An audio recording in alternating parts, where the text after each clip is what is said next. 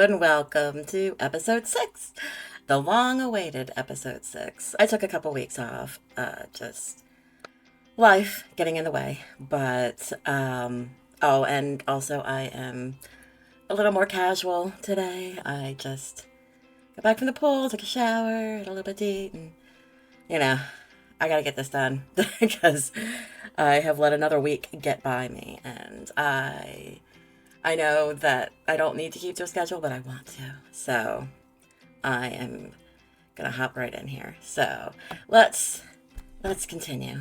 This is gonna be another one with some wild stories. Next episode, things may get a bit more serious, but I still don't think I've adequately expressed how crazy things got at one time. And besides just being fun to talk about, I think it's important because one thing you have to remember is that I was very young when all this began. I was just 20 years old when those first photos were posted, so I have very much felt like the internet and I grew up together. I did have 20 years of life before it, but it was all in the process of coming together in those years as well. And I was still very much a blank slate in a lot of ways in those early days, just like the internet. So the one thing that's hard to describe to people that have had a different life experience, which is almost everybody, is how normal all this felt to me. Still feels to me. It's actually surprising to me that I have made it to episode 6 without mentioning that my birthday is December 25th.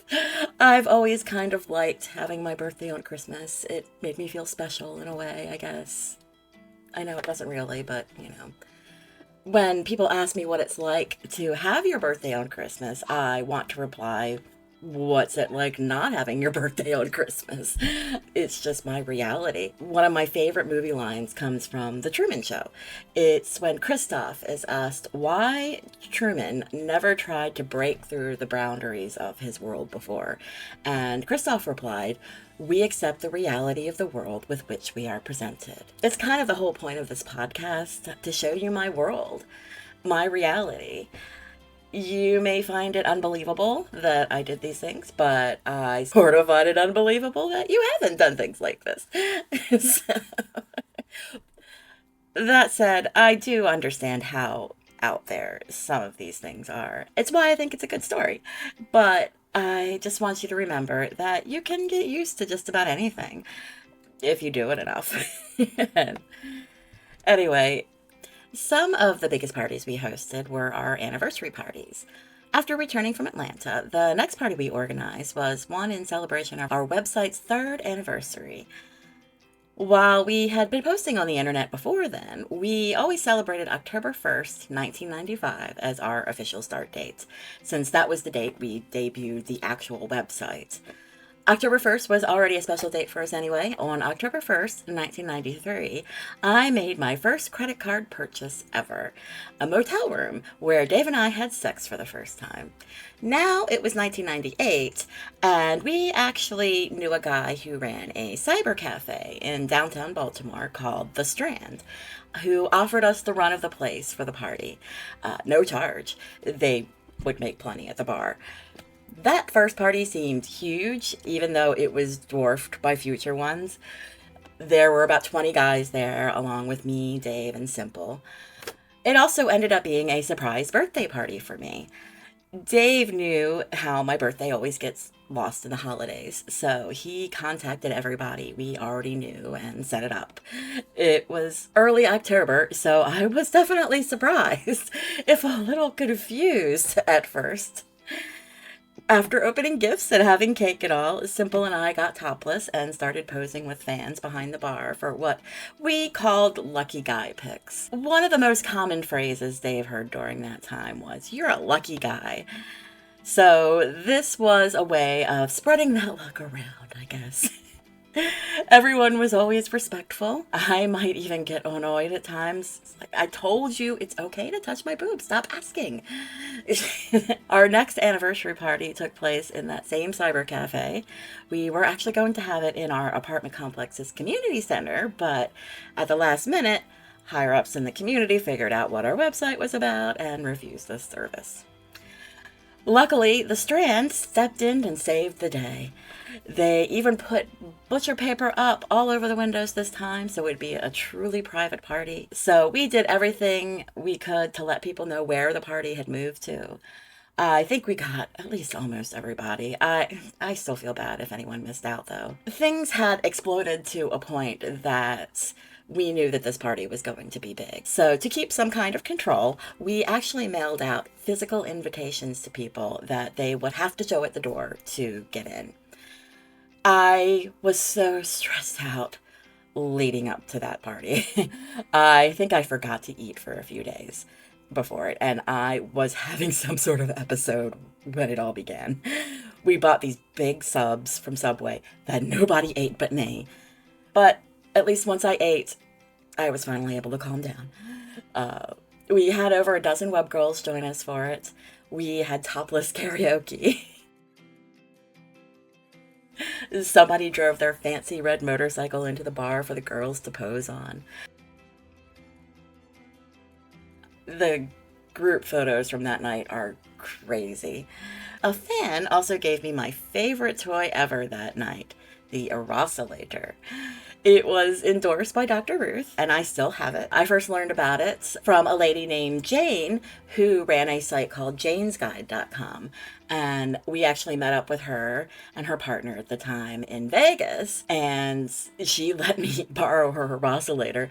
And I was like, I need to have one of these. So I think I posted about how much I loved it, and so a nice fan bought it for me and brought it to the party. I still use it. It's my old faithful. I actually used to call my first vibrator my old faithful, but I ultimately auctioned that off for a 9/11 benefit, and the Oscillator is still going strong. It's plug-in, no batteries needed. I just gotta put this one piece back in that's always falling out, and it still works. So I think it's earned that title. Anyway, it was a great party. Then the next year, I decided to try and keep things a bit more low-key. We had decided to get married on October 1st, 2000, so the anniversary party would be a bit before that. I think it was held in August. We chose to have it in the bar/arcade area of our local bowling alley. We didn't do invitations this time and didn't even promote it that much. I just felt like we should do something for our 5th anniversary, but I was already losing my mind over planning the wedding. Well, as I often do, I underestimated things again. We had even more web girls, more fans, more everything. It was completely insane. Of course, I had to make sure we got some group photos. I asked everyone to join me over by the glass case where they would give out arcade prizes. I intended just to pose in front of it, but I did not intend for people to start climbing on the cases, but I had completely lost control by then. I'm still surprised the establishment never charged us for the damage done. The case had cracks in it for months to come after that. I felt so bad about it. I guess they made good money when we hosted parties, though, especially this night, and decided to let it slide. It wasn't even the last party we hosted there. The only thing they did do at one point is ask us to chill it with the nudity. They were okay when it was just quick flashing, but people were starting to get a little too comfortable.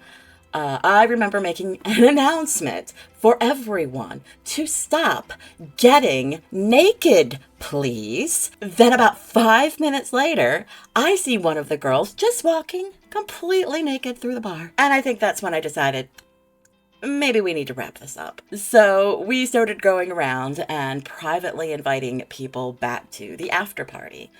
We couldn't just invite everyone this time.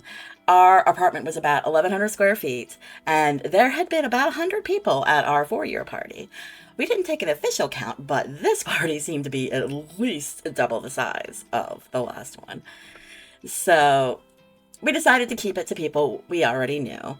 That was still too much, but I was just hoping for the best at this point. I know one guy who we had never met before, so was not invited back, had brought a cake. He came up to me and said, "So this is it?" And sheepishly I said, "Well, I I guess. And so he said, okay, handed me the cake and walked out. And I felt so bad. But when Dave and I returned home, I saw that the hallway of our building was absolutely jammed packed with people. To their credit, everyone was being completely silent. It was almost eerie. Still, we had to ask for people to clear a path, since we were the ones with the keys to the front door. Then the party really started. There were people having sex all over the place. You could barely move. We had to have the most tolerant neighbors ever because we never got any complaints. And people were being none too quiet, especially that girl who had been walking around naked in the bar. She was very loudly having sex with a few people. The only reaction we did get from one of our neighbors was a guy from downstairs knocked on my door a few days later and asked if he could please be invited to the next one. I even found out much later that at least one of our neighbors just wandered in that night too. The lady who lived right next to us, she was kind of a 40-something barfly type. Funny side story. One day after this party, I had been busy working on stuff in my office. I wasn't in a great mood to begin with for some reason. And when she knocked on my door, I became even more annoyed. I was not in the mood to deal with her, so when I opened the door to see her standing there with some guy behind her, I barely even glanced at the guy.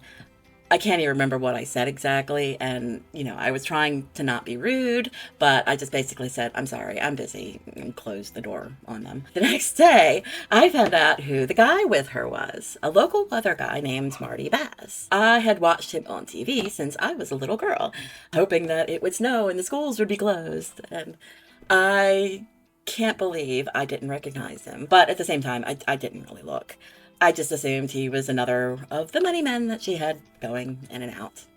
No judgments, but he kind of was. It's just that he also happened to be a fan of mine and had wanted to meet me. Oops. After that party, a few things happened. Apparently, a reporter from Baltimore City paper was there. I don't think he ever talked to me, but he wrote a whole article about the party. Well, the bar portion, anyway. He wouldn't have been invited back. Oh my god, maybe he was the guy with the cake. Probably not. That actually led to us being interviewed on the Kirkmark and Lopez morning show on 98 Rock.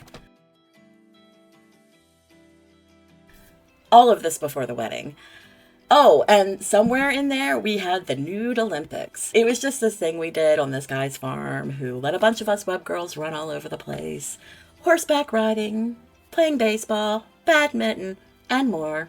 Completely naked. It wasn't just us that made a big deal of the whole website anniversaries either. In April of 1999, O was celebrating the 3rd anniversary of her website. She and her partner had since moved from Tampa, Florida to Lake Havasu, Arizona. It was shaping up to be a big to-do, so we bought our plane tickets and headed west. We had already been over that way earlier in the year for a convention taking place in Vegas in January. We flew into the Vegas airport again, but this time we were meeting up with O and her partner Lance, along with Celeste and her husband, who were flying in as well. We had planned to all stay overnight in Vegas in this huge suite that O and Lance had reserved. Before that, though, we had a bar meet planned at a Vegas bar. No guests actually showed up, at least that we knew of, because after a short time, we were asked to leave because word was the bar knew about our websites and that we were planning to meet up there. While we had no intentions of being inappropriate at the bar, the nature of our websites was enough to get us kicked out. We got kicked out of a bar in Vegas for being sinful people, I guess. I wish I could remember the name of that place. I think it had some kind of cow theme. Anyway, we decided to just go back to the hotel and hang out, the 6 of us. We took a few photos out on the balcony, but mostly we just chilled. The next morning, we stopped by a Jack in the Box drive-thru. It was my first time experiencing Jack in the Box. I can't say I really remember anything about the meal, but it was cool just to go to a place I'd only heard about on TV, radio. It was kind of like the first time I saw the Circle K for the first time. I was even more excited about that because I'd had no idea that it existed outside of the Bill and Ted universe until I saw one. We flashed at the Welcome to California sign since we had to pass through the state briefly on our way from Vegas to Havasu. Still my only visit to California to date. Perhaps someday I'll see more of it than the highway, which, by the way, was noticeably in worse shape than it had been in Nevada. Just an observation. We got to their place and settled in. The next day, O had planned a hike out to the lake. We all met up. There ended up being 7 web girls total, plus all the partners and I think a few extra people. I can't remember who suggested it, but we, the girls, all got naked, posed for a few pics, and then started our hike with our partners carrying our clothes and stuff. O led us on this long-ass hike through the desert. I remember she kept saying, I think it's just over this next dune, and I now had the perfect opening for one of my favorite lines from the film Spaceballs, and I shouted, "You said that 3 dunes ago!" As it often does, my comic genius went unappreciated. Along the way, many photos were taken. 7 naked girls hiking the desert made for quite the sight. However, we didn't come across another soul. After what felt like an eternity, we finally made it to Lake Havasu. It was beautiful. We were in a secluded alcove, nobody but a goat climbing up one of the giant rocks around to see, and everybody gratefully jumped into the water. We take some photos and rest for a bit, but soon we decided to head back. Not many pictures were taken on the way back. I don't know about everyone else, but I was exhausted. Hiking through the desert is tough. You're slogging through sand, and I can't say I had the best footwear for this. One of the bad things about having so many photos taken of you is you get to see all the bad fashion choices you made in the past. And don't get me started on the perm. When we all finally made it back to O and Lance's house, I went to bed. We had an air mattress in O's office, and that's pretty much the last thing I remember that day. I knew there was supposed to be a big house party that night, and everybody, including Dave, had a crazy wild night. And I slept through the whole thing. The next morning, though, I was nice and refreshed. I even did a shoot in the shower with a couple of other web girls. Dave and I did take it easy that day, though. I think there were others that went out and rented jet skis, but the most exciting thing we did that day was show off our skills playing $100,000 Pyramid. The next day, though, O and Lance had rented a houseboat for all of us to go out on. It took forever for it to get brought around, and I remember chatting with some guys about accents. I had never thought I had an accent before, but they said I did. Finally, the boat arrives, and we headed out on the water. Everybody's having a great time. I went swimming around the boat. Dave got on a jet ski, and I hopped on the back for a bit. Before long, though, I was spending the rest of the day inside the boat. I can't say I've always been the most careful with sunscreen. I may very well live to regret it someday, but I just don't think about it most of the time. I don't generally burn easily. I had spent almost the entire day hiking naked through the desert, and I'd barely gotten any kind of a tan. A couple of hours on the water, though, and I was in Lobster City. I always have a way of learning things the hard way. I came back up top as the sun was going down, though, and that's when things started to get wild again. Dave and I retreated fairly quickly, though, because he felt like he was being pressured to perform. Performing in front of other people is the one thing most guys don't consider when thinking that being a porn star is a great way to get laid. We also got in a bit of a tiff with Lance because they had planned to spend the night on the boat, but we had not known that. I was personally okay with it, but Dave had not brought his rum with us. Dave was very meticulous in what and how much he would drink. It was his way of maintaining at least an illusion of control. He did seem very functional, but I've also come to believe that Dave is immortal. I know he's not, but again, how that boy is still alive. Anyway, they brought us back and everyone went to bed. The next morning, the plan for the day was to go to this bar out in the middle of nowhere. We took some photos there and then out on a deserted stretch of road. Naked girls on top of Lance's BMW with all the guys taking turns, posing behind the wheel and all that. Oh, and somewhere in there was a big gathering, although not really a party. I'm suddenly reminded of the antipasto lady. But whatever, that's not the point. The point is that it was a gathering, and it was 9 web girls in all that participated in a daisy chain / orgy. And yes, me included. Dave also got his favorite lucky guy pick ever during that. It was a heck of a thing. Okay, I think that about wraps it up for now, but yeah, there's more next week. Again, it may have some more serious undertones, at least, but as with everything with that time, it was all tied into this crazy lifestyle we were leading. So it's not all serious. As always, though, please like, subscribe, all that good stuff. Tell me in the comments what you think, and if you have any questions, and I'll see you next week.